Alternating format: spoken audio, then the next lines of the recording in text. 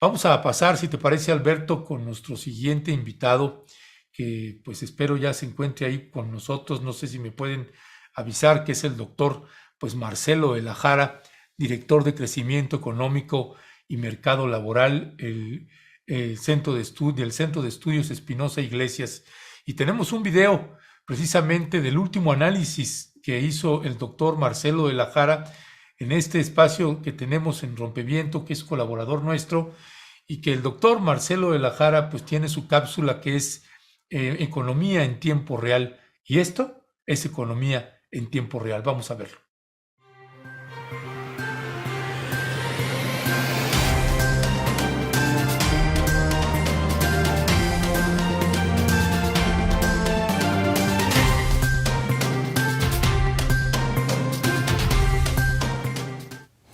Hola, ¿cómo está? Bienvenido a Economía en Tiempo Real. En nuestro programa anterior dijimos que en México estamos en un momento económico distinto al de hace unos años. En particular, la crisis por el COVID-19 ha impactado fuerte sobre el mercado de trabajo. Si bien el número de trabajadores formales e informales se ha recuperado al nivel que tenía al inicio de la pandemia, todavía se encuentra por debajo de su tendencia histórica. Hoy quiero comentar algunas estadísticas que muestran que aún no se ha disipado el aumento que hubo en la población que está en una situación laboral precaria. Este análisis vale la pena hacerlo ahora que el INEGI publicó los resultados de la Encuesta Nacional de Ocupación y Empleo para el cuarto trimestre de 2021. ¿Qué significa estar en una situación laboral precaria? Para efectos de las estadísticas laborales que ahora les voy a mostrar, considero que una persona está en una situación laboral precaria si se ubica en alguna de las siguientes tres situaciones. En la primera de ellas, la persona está ocupada, pero en condiciones críticas. De acuerdo con el INEGI, esta es una persona que trabaja menos de 35 horas a la semana cuando querría trabajar más horas, o trabaja más de 35 horas a la semana recibiendo un ingreso menor a un salario mínimo. O podría ser que trabaje más de 48 horas semanales recibiendo 2 salarios mínimos o menos. En el cuarto trimestre de 2021 había 13.600.000 personas en esta situación. En la segunda situación de precariedad están los desocupados, es decir, aquellos que no tienen trabajo y si bien están buscando uno, no cuentan, mientras buscan, con ingresos. En México no hay un seguro de desempleo y tampoco tienen seguridad social ni opciones de capacitación mientras están desempleados. Al final del año 2021 teníamos 2.100.000 trabajadores y trabajadoras desocupados. Finalmente tenemos a los inactivos, es decir, quienes no trabajan ni buscan trabajo, pero están disponibles para trabajar. A este grupo les llamamos los excluidos del mercado de trabajo, porque su inactividad es involuntaria. En el cuarto trimestre de 2021, en este grupo estaban 7.500.000 personas. En total, entonces, hacia el final del año, había unas 23.200.000 personas en situación laboral precaria. En esta gráfica se muestra la evolución de la población en situación laboral precaria durante 2 años, entre el cuarto trimestre de 2019, antes de la pandemia, y el cuarto trimestre de 2021. Como vemos, inicialmente había unas 18.200.000 personas en situación laboral precaria. Con la crisis económica derivada de la pandemia, esta cifra saltó hasta casi 32 millones. Y con la recuperación, en la segunda parte del año 2020, la cifra bajó hasta 24 millones. Sin embargo, durante el año 2021, la recuperación ha sido mucho más lenta. En el cuarto trimestre de 2021 todavía había 23.200.000 personas en situación laboral precaria, es decir, había 5 millones de personas más en precariedad laboral que antes de la pandemia. En esta otra gráfica podemos observar la composición de esos 5 millones de personas más en situación de precariedad laboral, respecto de las que había a finales de 2019. El grupo más importante, que explica el 63%, son los ocupados en condiciones críticas. De estos, hay 3.100.000 personas más que antes de la pandemia. El segundo grupo más importante es el de los inactivos disponibles, que representan el 33%. En este grupo hay 1.600.000 personas más que antes de la pandemia. Finalmente, solo el 4% se explica por el incremento en el desempleo. Solo hay unos 200.000 desocupados más que antes de la pandemia. Es preocupante que el exceso de población en situación laboral precaria se explique principalmente por los ocupados que están en condiciones críticas y por los inactivos disponibles, porque esas situaciones son muy difíciles de revertir una vez que aparecen en la economía. Acá estamos ante la posibilidad de que esta población se mantenga en situación de precariedad laboral durante mucho tiempo. Por un lado, reducir la tasa de condiciones críticas de ocupación requiere un mercado laboral mucho más dinámico que el actual. Y eso se lograría con un ritmo de crecimiento económico mayor al que tuvo México en los últimos 3 años. Por otro lado, reducir el número de inactivos disponibles requiere mucho más que crecimiento económico. Requiere de toda una estrategia de políticas laborales y de un sistema nacional de empleo eficaz para promover la inclusión de las personas de este grupo. Y en este grupo hay mujeres con un nivel educativo relativamente alto, pero que enfrentan discriminación por género o inflexibilidad horaria o que no cuentan con un servicio de cuidados. También hay hombres mayores de 45 años con bajo nivel de formación que no tienen oportunidades de capacitarse o con problemas de salud o discapacidad. La pandemia y la crisis económica han impactado de lleno en la situación laboral de millones de personas. Es importante que esto se tome en serio y se adopten estrategias, acciones privadas y políticas públicas eficaces para revertir el daño. El futuro de nuestro país depende demasiado de que esto se haga. Gracias por su atención, soy Marcelo de la Jara y lo espero en la próxima emisión del programa.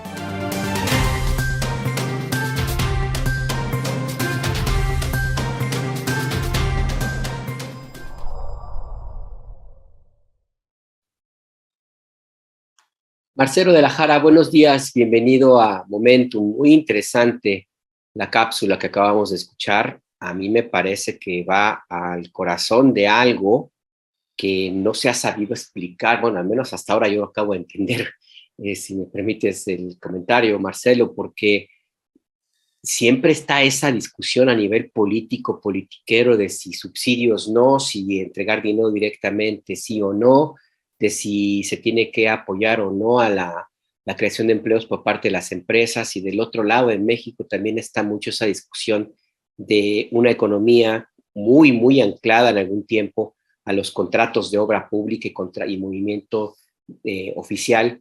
Y este planteamiento que haces de que se tiene que tomar acciones de política pública más importantes, pues me parece que por ahí sería la clave. Perdón, Ernesto, es que si no se me va la pregunta. No, adelante, por favor. Porque me quedé pensando en eso. Planteamiento distinto ¿cómo? ¿Cuál tendría que ser, Marcelo? Buenos días, mucho gusto de estar aquí con ustedes.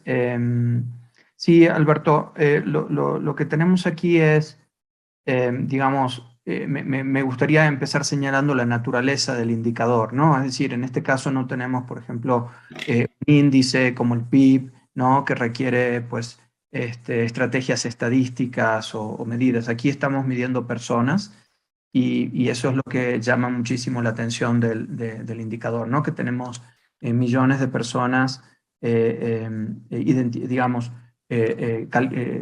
computadas como en una situación laboral precaria, ¿no? Y sí, las medidas que se han tomado para atacar el problema de lo que la pandemia significó en términos de impacto en el mercado laboral, creo que se han quedado cortas, ¿no? En ese sentido. Pero, digamos, eso es para arrancar. Ya, buenos días, mi querido Marcelo. Bienvenido nuevamente por acá. Te vemos ahora muy luminoso. Sí. Sí, sí. Vamos a pedirle que nos ilumine entonces ahorita aquí a nuestro querido Marcelo de la Jara. Doctor Marcelo de la Jara, en esta cápsula que estamos publicando, que escribiste, estamos publicando en Rompeviento TV, es la precariedad laboral post pandemia. Y sabemos que la precariedad laboral post pandemia pues es mundial y cada país está pues implementando las medidas que considera pertinentes para recuperarse.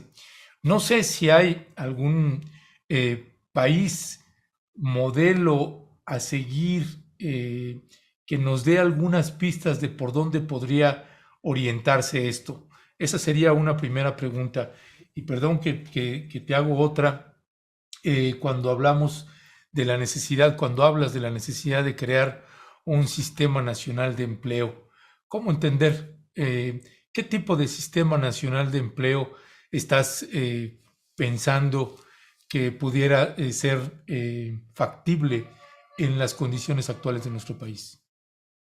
Bien, respecto de lo primero, yo creo que la mayoría de los países con los que México tiene más relación, ¿no? Que son sus, digamos, sus aliados comerciales en América del Norte, en Europa, la recuperación del empleo ha estado muy atada principalmente a la recuperación económica. O sea, básicamente el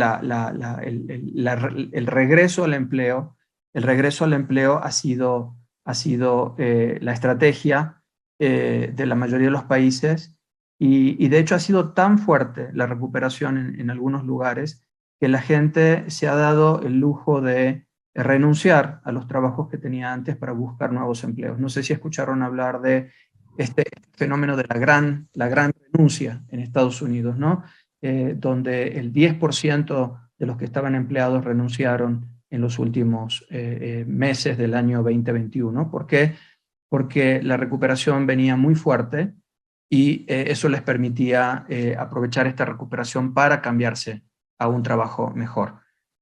Nuestra recuperación ha sido mucho más lenta que eso y es la razón por la cual estas estadísticas aparecen, ¿verdad? Ahora, dicho esto, en los países europeos, donde hay sistemas de... cuando hablamos de un sistema nacional de empleo, hablamos de vinculación laboral. ¿Qué significa eso?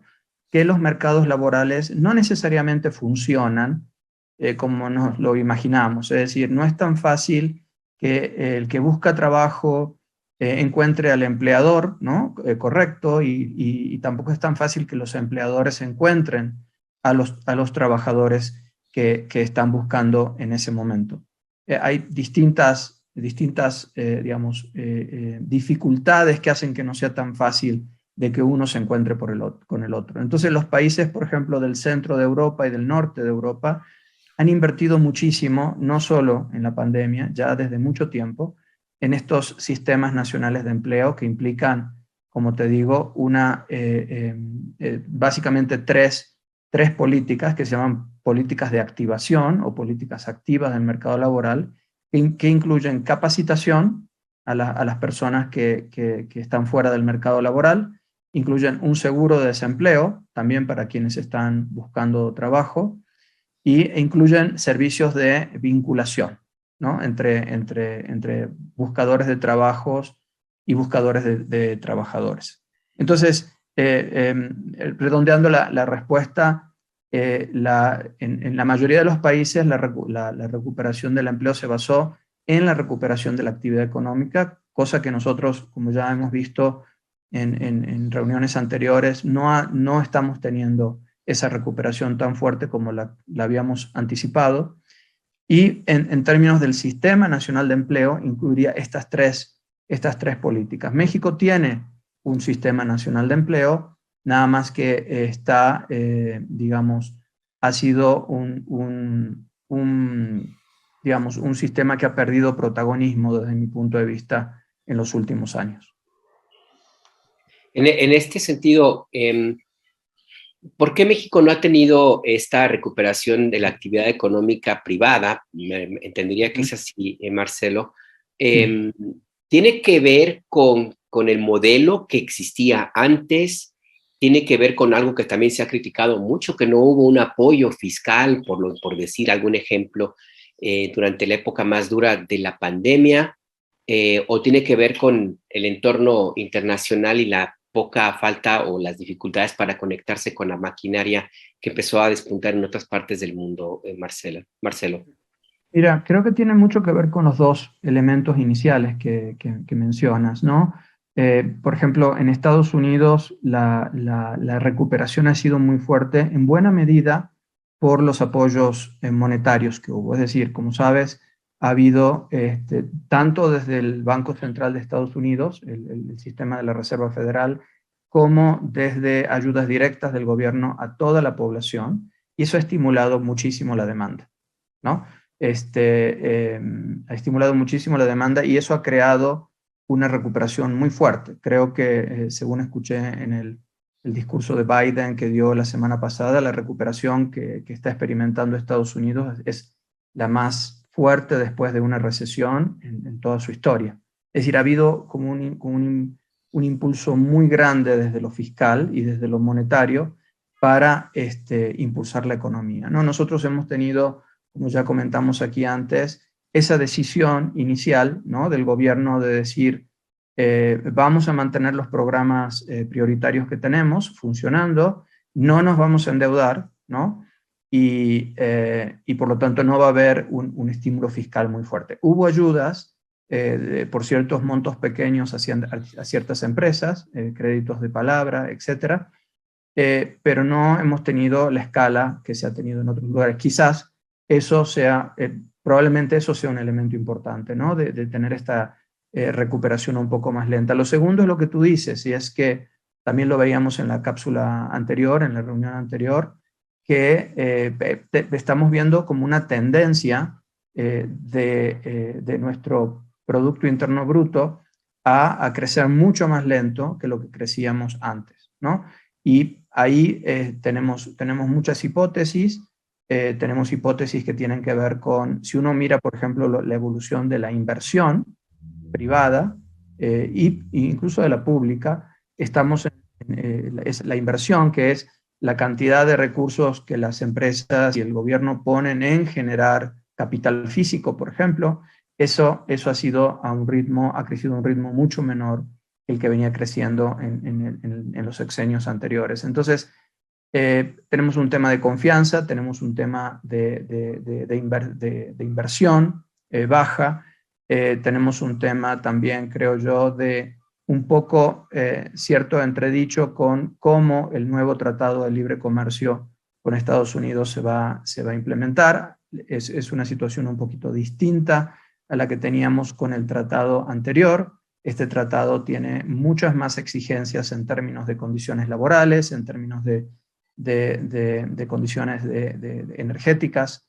Entonces, todas esas cuestiones pues pueden estar influyendo. Y hay cosas quizás un poco más profundas que todavía no entendemos, como por ejemplo, cómo se va a insertar México, ¿no?, su actividad productiva en este nuevo marco internacional en el cual la pandemia ha cambiado tanto, por ejemplo, la manera de hacer negocio de las empresas, la manera en que el tipo de habilidades y capacidades y competencias que tienen que tener los trabajadores. Es decir, hay muchas cuestiones que tocan muy de cerca qué tan productivos vamos a ser los mexicanos en esta nueva circunstancia, ¿no? Entonces, yo diría que son ambas cosas, cómo el gobierno encaró esas ayudas y también un poco que las circunstancias económicas, cómo los inversionistas están viendo a México, puede haber cambiado también en este periodo.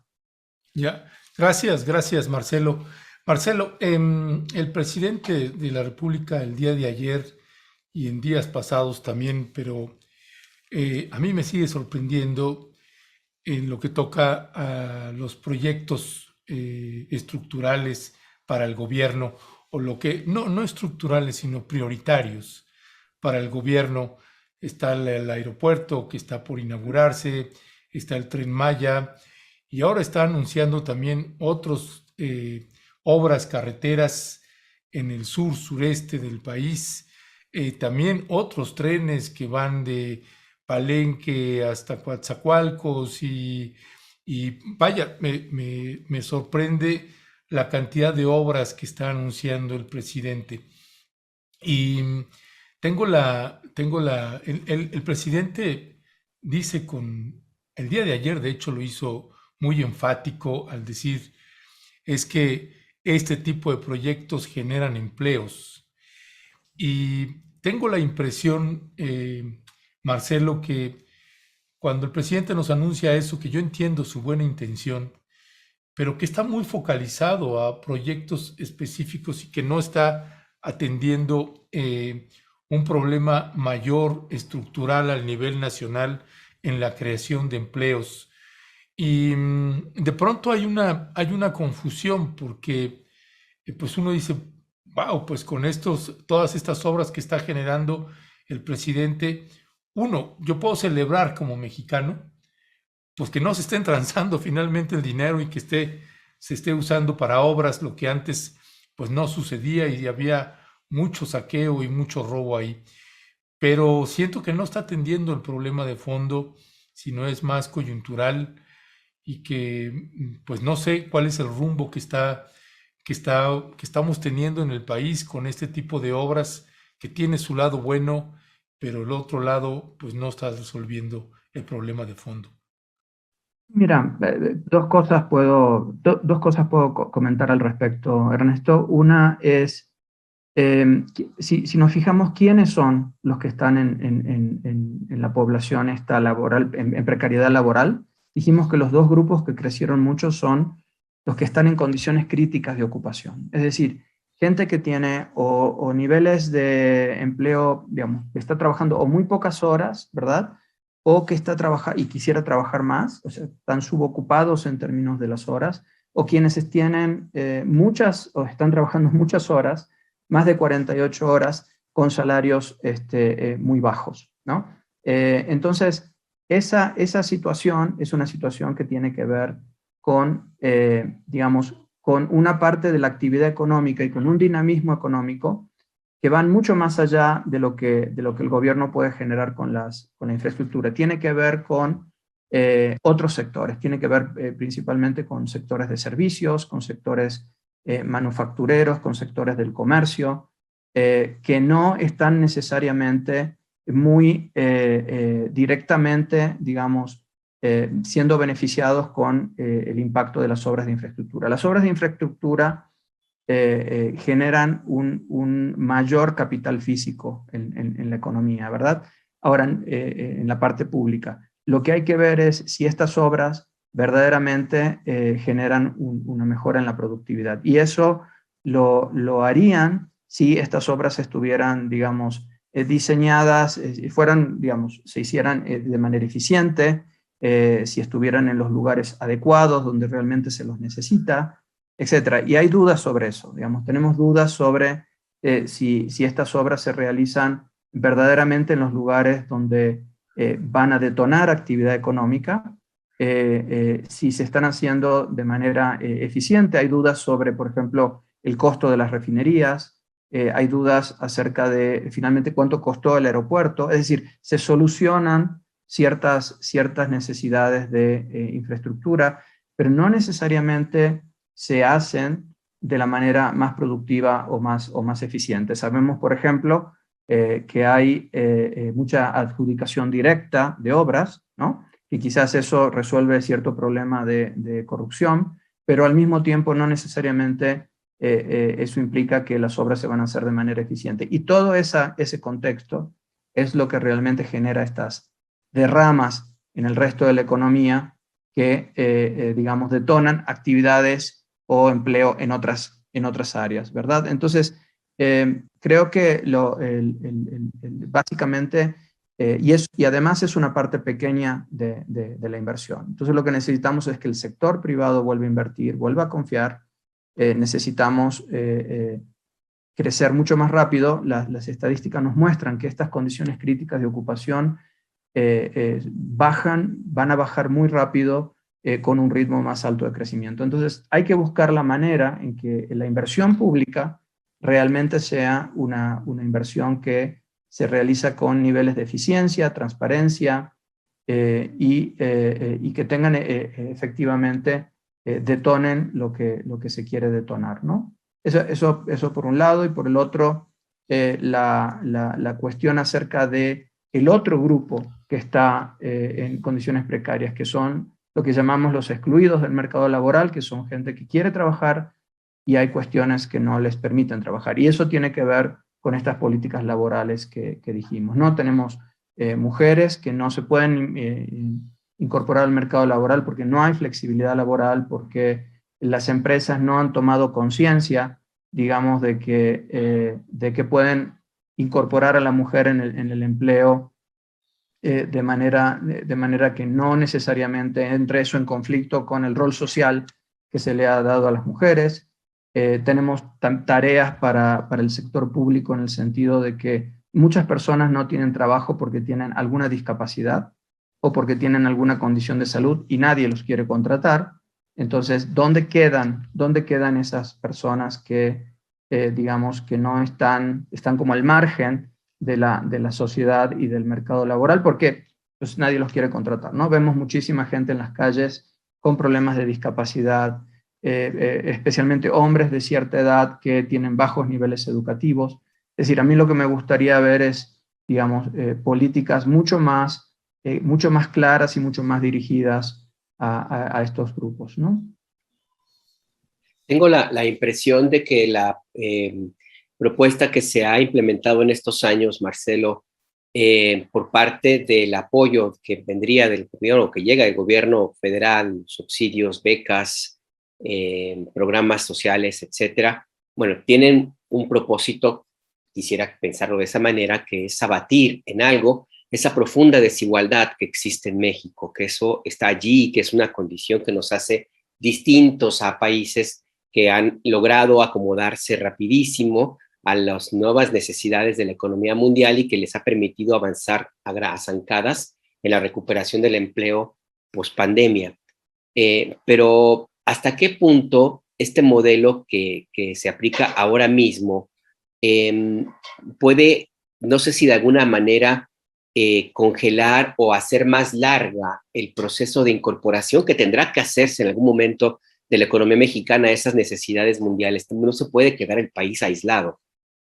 ¿Hasta qué punto esta es una apuesta a muy largo plazo? Y cuando se llega a ese momento de incorporación, pues tal vez no sea muy adecuado, no quiero decir demasiado tarde, pero por lo menos no el momento más indicado. ¿Cómo ves tú esto? Bien, mira, si pensamos en alguno de los programas claves que hay, por ejemplo, en el ámbito laboral, que es Jóvenes Construyendo el Futuro, ese es, prácticamente es el programa que ha quedado como insignia en la Secretaría de Trabajo. Ese programa ha logrado ciertas cosas. Hace unos meses analizábamos el impacto que tuvo el programa en la empleabilidad de jóvenes durante la pandemia, por ejemplo. Y hay cierta evidencia bastante contundente de un análisis que se hizo en la CONASAMI, la Comisión Nacional de Salarios Mínimos, acerca de que el programa efectivamente tuvo un impacto sobre el empleo, ¿verdad? O sea, quienes participaron en el programa con mayor probabilidad consiguieron trabajo que quienes no participaron en ese programa. Ahora, el problema es que la mayor parte de la población que necesita beneficiarse de ese programa, por ejemplo, es una población urbana, una población con bajos niveles de educación, una población donde hay muchas mujeres, ¿no? Y sin embargo, cuando ves quienes participan en el programa, es principalmente una población rural, en zonas de población indígena, donde se benefician un poquito más quienes más tienen educación y son hombres. Es decir, la focalización del programa no es la adecuada en ese sentido. Entonces, tiene un impacto, pero tiene un impacto sobre la población que originalmente el programa no necesariamente quería ayudar, sino sobre otra población. Entonces, creo que lo que sufrimos un poco en la parte de diseño de políticas tiene que ver con eso, o sea, verdaderamente cómo se están focalizando estas ayudas y estos programas. También tenemos ciertas dudas acerca del verdadero aprendizaje y la verdadera vinculación que se hace de los jóvenes al mercado laboral, ¿no? Entonces, creo que sí, respondiendo un poco, Alberto, a tu pregunta, creo que sí necesitamos un diagnóstico, para empezar, de cuáles son las necesidades del país, ¿no? Que el país tiene que tener resueltas para poder seguir integrado en la economía mundial exitosamente en el futuro, ¿no? Cuestiones como productividad. ¿Qué genera productividad en las empresas? ¿Son estas obras de infraestructura o son otras obras de infraestructura?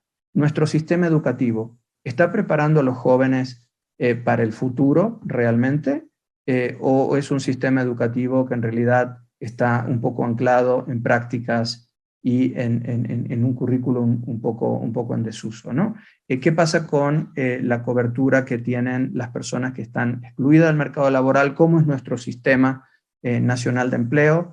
¿Por qué tiene tan poco presupuesto? No sé si sabes que del 2019 al 2022 la Secretaría de Trabajo ha perdido casi 20.000 millones de financiamiento. Su financiamiento en el presupuesto del año 2022 es 20.000 millones menos, casi la mitad de lo que tenía como secretaría en el año 2019. Entonces, ¿cuál es la estrategia de desarrollo de nuestro país? ¿Qué necesidades tenemos en términos, cómo deben ser nuestras empresas, cómo deben ser nuestros trabajadores y por lo tanto cómo deben ser los sistemas de empleo, los sistemas productivos, la infraestructura, la educación para poder enfrentar el futuro? Yo creo que esa es la discusión que tenemos que tener en esta segunda etapa del sexenio y ver cómo queda el país en ese sentido preparado para los desafíos del futuro. Ya, pues Marcelo de la Jara, te queremos agradecer como siempre que nos hayas acompañado. Se nos quedan un montón de preguntas, comentarios de la gente también, preguntas que hace la gente. Bueno, pues cuál es y cómo es el modelo y cómo salimos del hoyo y cómo salimos del fondo. Bueno, pues sí, pues eso se lo preguntan en todos los países y cada uno y cada una, en este caso el doctor Marcelo de la Jara, con base a un larguísimo y profundo estudio sobre las finanzas, sobre la economía en México y en el mundo y distintos modelos que hay en varios países, pues presenta su análisis, su enfoque de algo que nos parece estructural y fundamental y que ojalá haya pues una claridad en cuál es el proyecto y el modelo de desarrollo que se está implementando en el país. Pero de esto seguiremos hablando, mi querido Marcelo. Te mandamos un fuerte y fraterno abrazo y seguimos al habla. Un abrazo también para ustedes. Hasta pronto. Hasta pronto. Hasta luego, gracias, suerte.